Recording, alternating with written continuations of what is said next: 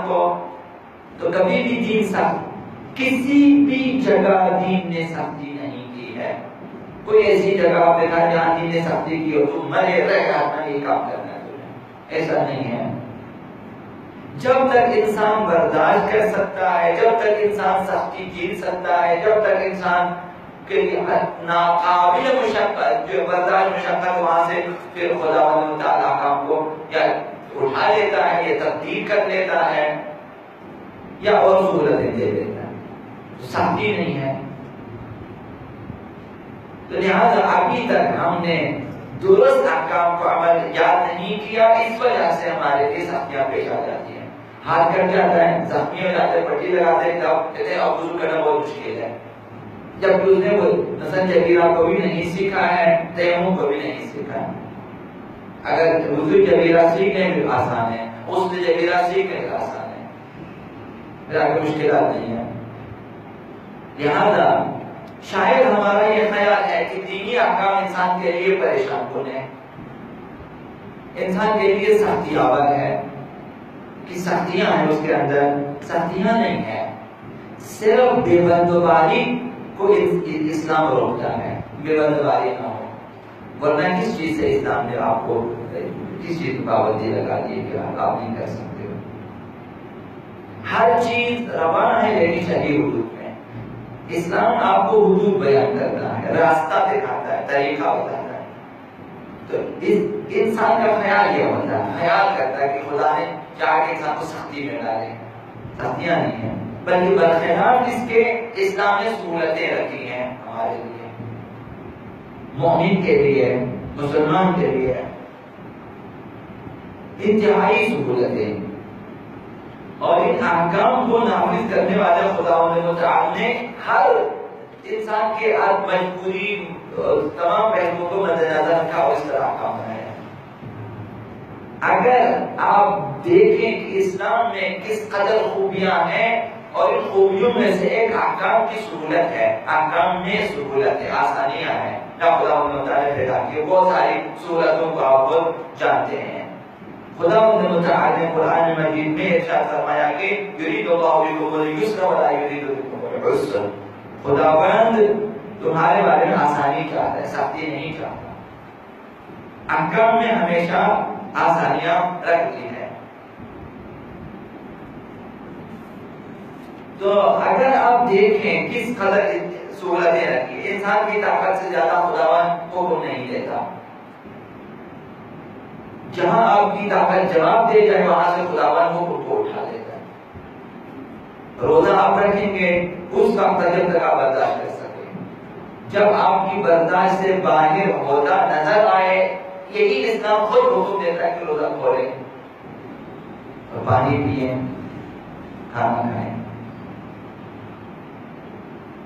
جب آپ کھڑے ہو کے نماز پڑھ سکتے ہیں، اسلام نے کہا کھڑے ہو کے نماز پڑھیں. نہیں پڑھ سکتے بیٹھ کے نماز پڑھیں. جب آپ بیٹھ کر بھی نہیں پڑھ سکتے کہا کہ لیٹ کے نماز پڑھیں. بعض اوقات اسلام حکم کو تبدیل کر دیتا ہے کہ اگر یہ مشکل ہے یہ نہ کریں، اس کا عمل کریں. ایک شخص روزہ کھا دیتا ہے، کفارہ آ جاتے 2 مہینے روزے نہیں رکھ سکتے، جسمانی حالت ٹھیک نہیں ہے، تو پھر اسلام 60 مسکینوں کو کھانا کھلائے. 60 مسکینوں کھانا کھلائے. 60 مسکینوں کھانا نہیں کھلا سکتے، انہیں لباس پہنا دے نہیں پہنا سکتے. ہر مسکین کو ایک مد طعام دے 750 گرام. کس قدر انسان یہ نہیں کر سکتے، یہ نہیں کر سکتے. پھر بھی اگر ایک انسان کہے کہ میرے اوپر کفارہ واجب ہے اور میں نہیں دے سکتا، اسلام نے وہاں بھی کہا کفارہ جہاں جتنا دے سکتا ہے دے دیں. آخری انہی کو کہا کہ رسالہ پڑھے، آخری کیا ہے کہ کچھ بھی نہیں کرتا، ایک بار ایک دم استغفار کرے. یہ سہولتیں ہیں. حج واجب ہے عمر میں ایک بار، حج واجب ہے، وہ بھی اگر جسمانی توانائی اور مالی توانائی موجود ہیں، تمام شرائط موجود ہیں، تو عمر میں ایک دفعہ واجب ہے. اگر مالی استعداد پیدا نہ کر سکے، یہ ایک بار بھی واجب نہیں ہے. یہ سہولتیں ہوتی ہیں. انسان مقروض ہوتا ہے. اب آپ کے پاس نہیں ہے دینے کے لیے پیسے. اب قرض خواہ پہ واجب ہے کہ جو قرضدار کو مہلت دے، شرعاً واجب ہے کسی مہلت دیں کیے تھے. آپ اسے مجبوری، اس کے پاس مثلا گھر ہے، ایک گھر ہے، گھر کا اثاثہ ہے جو اس کے لیے ضروری ہے، اس کے علاوہ اس کے پاس کچھ نہیں ہے، تو شرعاً قرض خواہ کے لیے، طلبکار کے لیے جائز نہیں ہے کہ اس سے گھر چھین لیں، اس کے گھر کے اثاثے چھین لیں. واجب ہے کہ اسے مہلت دیں. یہ سہولتیں ہوتی ہیں. یعنی ایک انسان کے لیے گھر اور گھر کا اثاثہ ضروری ہے. طلبکار کو حق نہیں پہنچا کہ اس کے گھر کو بیچیں، گھر کا اثاثہ بیچیں، سامان وغیرہ بیچیں اور اپنا اٹھائیں. یہ سہولتیں ہوتی ہیں. وضو میں اسی طرح سے کبھی احکام کو تبدیل کر دیتا ہے. وضو نہیں کر سکتے، پانی میسر نہیں ہے، پانی نقصان دہ ہے مثلا کسی طرح سے بھی، تو آپ تیمم کریں. پانی نہیں تیمم کریں، وقت نہیں ہے تیمم کریں. غسل کے لیے اسی طرح سے یہ تمام سہولتیں موجود ہیں. یہ سیکھنے کے بعد انسان کو پتہ چلتا ہے، تو اس کے لیے کبھی مشکل پیش نہیں آتی، کبھی مشکل پیش نہیں آتی.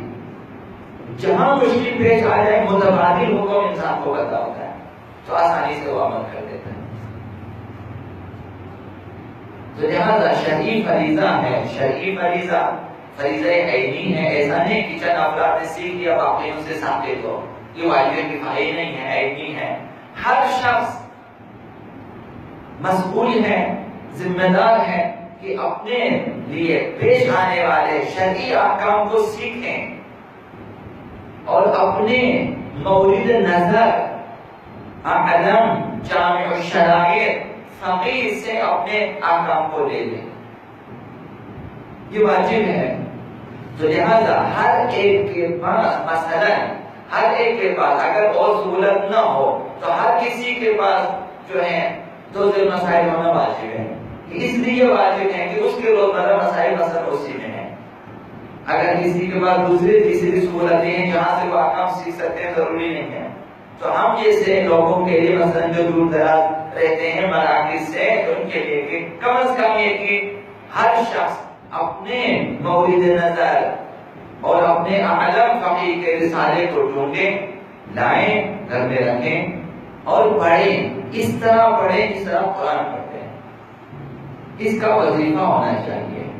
اس سے اگر آپ اہمیت نہیں دو گے، جس طرح آپ قرآن کو اہمیت دے دیتے ہیں، اور افسوس یہ ہے کہ یہاں قرآن کو بھی اہمیت نہیں دے دیتے. جس طرح قرآن مہم ہے اس طرح احکام شرعیہ مہم ہے.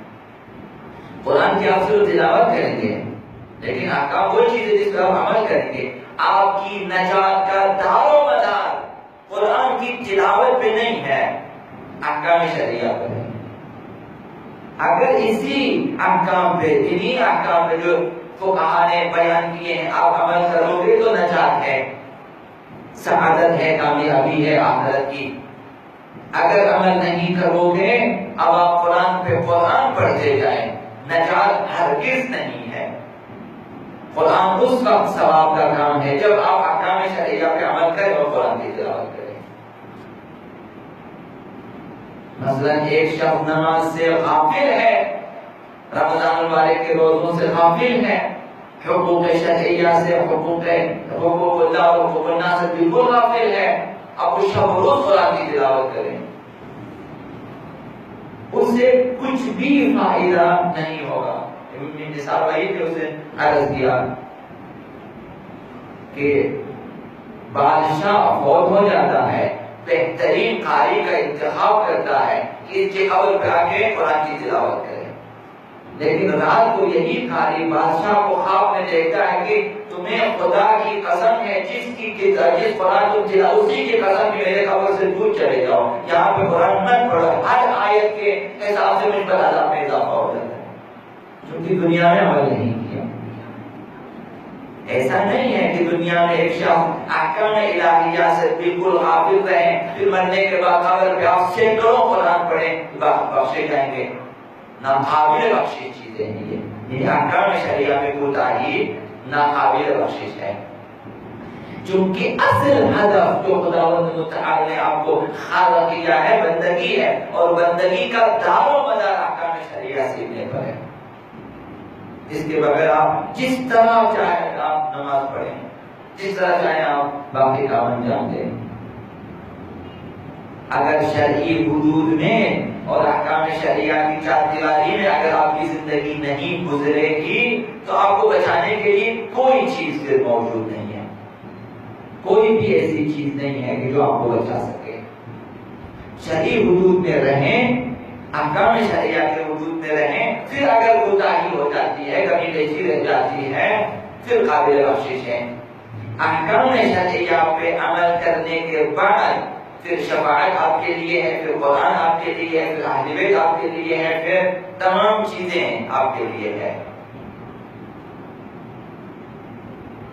تو لہذا واجب شرعی ہے۔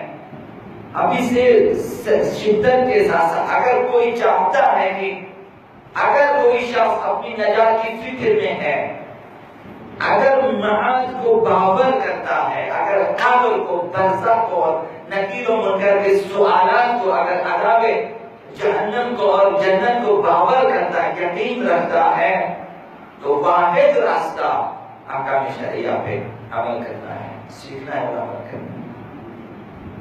پھر اس کے بعد باقی چیزیں ثواب رکھتی ہیں آپ کے لیے۔ اگر شرعی حدود میں نہیں ہے تو کوئی چیز ثواب نہیں رکھتی، کسی چیز کا کوئی ثواب نہیں ملتا۔ یہ چیزیں شرائط میں سے ہیں۔ آپ دیکھیں، ایمان کافی نہیں ہے، لازمی چیز ہے، کافی نہیں ہے۔ ایک شخص مومن ہے، تمام اعتقادات درست ہیں، لیکن عمل نہیں کرتا، وہ صرف ایمان ہے، ایک پر ہے، اس کے دوسرا پر نہیں ہے۔ تو اعتقاد اور عمل یہ دو پر ہوتے ہیں مومن کے، کہ مومن پرواز کر سکتا ہے خدا متعال کی طرف، نجات کی طرف، سعادت کی طرف، آخرت کی طرف، کامیابی کی طرف۔ تو دین کے دو حصے ہیں، ایمان ہے اور اعمال صالحہ۔ اگر احکام شرعیہ کو آپ اہمیت دیتے ہیں، پھر اہل بیت کی توجہ آپ کی طرف ہے۔ پھر آپ اگر عزاداری کرو گے، امام حسین کی توجہ آپ کی طرف ہے، پھر آپ کی عزاداری قبول ہے، پھر آپ کا گریہ قبول ہے، پھر آپ کے آنسو قبول ہے۔ اگر ہم امام حسین کو باور کرتے ہیں، مانتے ہیں، اگر مانتے ہیں کہ وہ دین کے لیے قربان ہوئے ہیں، قربانی کی ہے، تو دین کا خلاصہ یہی احکام شریعت ہے، اس پہ عمل کرنا ہے۔ دین کا ایک حصہ یہی ہے۔ امام حسین نے احکام شریعہ کو ہی تو بچایا ہے کہ تاکہ لوگ عمل کریں، تاکہ خدا کی بندگی کریں۔ اسی دین کو اور اسی شریعت کو بچانے کے لیے اہل بیت نے یہ ساری قربانیاں